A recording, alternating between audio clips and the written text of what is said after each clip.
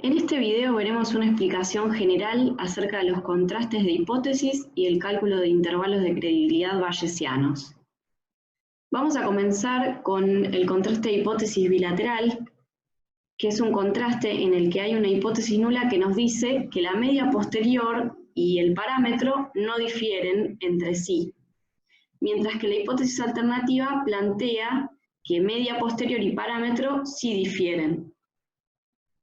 Lo que debemos hacer en este caso es calcular un intervalo de credibilidad bayesiano a dos colas, y por tanto nos interesa conocer tanto el límite inferior como el límite superior de la distribución posterior.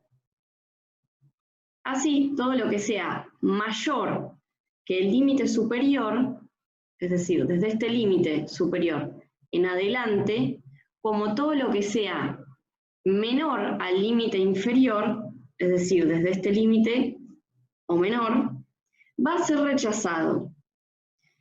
Caso contrario, nos estaríamos moviendo en el territorio de la hipótesis nula. Finalmente, en relación a este contraste bilateral, vamos a hacer la siguiente reflexión. Si el parámetro queda incluido dentro del intervalo, no se va a rechazar la hipótesis nula, y vamos a concluir que no se observan diferencias estadísticamente significativas entre la media y el parámetro. Podemos aclarar también, por ejemplo, entre paréntesis, el valor de la media posterior y de los dos límites del intervalo de credibilidad bayesiano bilateral. Si en cambio el parámetro no queda incluido dentro del intervalo, vamos a rechazar la hipótesis nula y diremos como conclusión que se observan diferencias significativas entre la media posterior y el parámetro, con la misma aclaración de poner entre paréntesis el valor de la media posterior y de los dos límites del intervalo. Ahora vamos a pasar al contraste unilateral. En este caso vamos a calcular un solo límite del intervalo según el tipo de contraste. En el caso del contraste unilateral mayor, que nos dice en su hipótesis alternativa que la media posterior de la distribución es mayor que el parámetro, nos interesará calcular el límite inferior del intervalo. En el contraste unilateral menor, que nos menciona en su hipótesis alternativa que la media posterior es menor que el parámetro, el límite de interés será el superior. Y ahora vamos a ver por qué. Imaginemos una situación donde la media posterior es igual a 0,75. Y por ejemplo, nos informan que el parámetro es igual a 0,60. Entonces tiene sentido en este caso hacer un planteo unilateral mayor, ya que se espera que la distribución posterior se ubique a la derecha del parámetro. Ahora, también podría pasar que el parámetro informado fuese igual a 0,30, y el razonamiento sería el mismo, es decir, que la media posterior es mayor que el parámetro. Acuérdense que la media era de 0,75 y en este caso es un parámetro de 0,60 u otro parámetro de 0,30. Fíjense que el límite que se encuentra más cercano a cualquiera de estos dos parámetros es el inferior. Y entonces, ¿para qué sirve calcular o conocer este límite? En definitiva, sirve para decidir, porque si el parámetro es igual o mayor al límite inferior, es decir, en este caso el límite inferior es de 0,53, si el parámetro es 0,53 o mayor, ¿qué va a ocurrir? Va a quedar incluido en el intervalo de credibilidad bayesiano. Y entonces la hipótesis nula no va a ser rechazada. Ahora, si el parámetro es menor que ese límite inferior, en este caso menor a 0,53, ¿qué va a ocurrir? Va a caer por fuera del intervalo y entonces la hipótesis nula va a ser rechazada. Ahora pensemos en el mismo caso de una media posterior de un valor de 0,75, pero el parámetro es de 0,80. Entonces, en este caso, el contraste a elegir va a ser unilateral menor, ya que esperamos que la distribución posterior se ubique a la izquierda del parámetro. Pero también nos podrían haber informado que el parámetro era igual a 0,95. Y en este caso es el mismo razonamiento, que la media posterior es menor que ese parámetro. Entonces fíjense ahora que el límite que se encuentra más cercano a cualquiera de esos dos parámetros que acabamos de elegir es el límite superior. Y entonces en este caso el razonamiento sería el siguiente.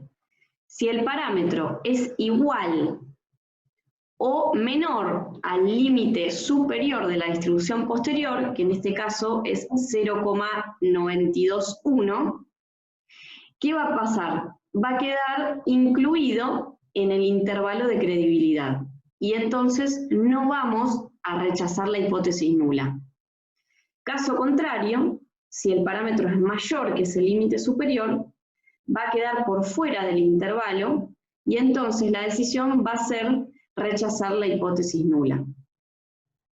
Ahora me voy a detener en un paso extra del contraste de hipótesis unilateral que puede llegar a generar cierta controversia, ya que si sabemos que el parámetro cae por dentro o por fuera del intervalo, podemos tomar una decisión. Pero el cálculo del valor P, que no es más que la probabilidad posterior que le corresponde al parámetro, se hace o se calcula para conocer la probabilidad exacta con la que vamos a rechazar o no vamos a rechazar la hipótesis nula. Y además, para adaptarlo de alguna manera al criterio que se utiliza globalmente, que surgió desde la visión frecuentista de la estadística, que es comparar ese valor P con el nivel de significancia o el error alfa que hayamos elegido. En general, ese error alfa es igual a 0,05, pero puede variar. Y el razonamiento es que si la probabilidad que obtuvimos es igual o mayor al alfa, no vamos a rechazar la hipótesis nula, que coincide con un parámetro que queda incluido en el intervalo de credibilidad bayesiano. Ahora, si el valor P es menor que el alfa, vamos a rechazar la hipótesis nula y esta situación es coincidente con la observación de que el parámetro haya caído por fuera de ese intervalo. Y finalmente quiero detenerme en cómo explicar o cómo tomar las decisiones estadísticas en función de ese valor P. Vamos a centrarnos en el contraste de hipótesis unilateral mayor, primero y después en el menor. En relación al contraste unilateral mayor, podríamos haber obtenido un valor de P de ese parámetro que fuese igual o mayor que alfa. En ese caso, la decisión era no rechazar la H0. Por tanto, podemos concluir que la media posterior de la distribución no es significativamente mayor que el parámetro. Y poner entre paréntesis el valor de la media posterior, el valor del límite inferior del intervalo y el valor de P que obtuvimos. O simplemente, la cuestión más importante, poner el valor de P obtenido. Ahora, si el valor P hubiese sido menor al alfa, la conclusión sería que la media posterior es significativamente mayor que el parámetro. Y vuelvo a retomar la idea. Podemos poner simplemente el valor de P o agregar media posterior, límite inferior y el valor P. Pasemos entonces al contraste unilateral menor. En este caso, si el valor P hubiese sido igual o mayor al alfa, no vamos a rechazar la H0 y entonces concluimos que la media posterior no es significativamente menor que el parámetro. Entre paréntesis, la media posterior, el límite superior del intervalo y el valor P. O solamente o la información de base, que es el valor P que obtuvimos. Si en cambio el valor de probabilidad que le correspondía al parámetro nos dio menor que alfa, vamos a concluir que la media posterior es significativamente menor que el parámetro informado. Entre paréntesis, media posterior, límite superior y valor P, o lo básico, el valor P. Con esto finalizo la temática de este video y nos volveremos a encontrar con un próximo tema.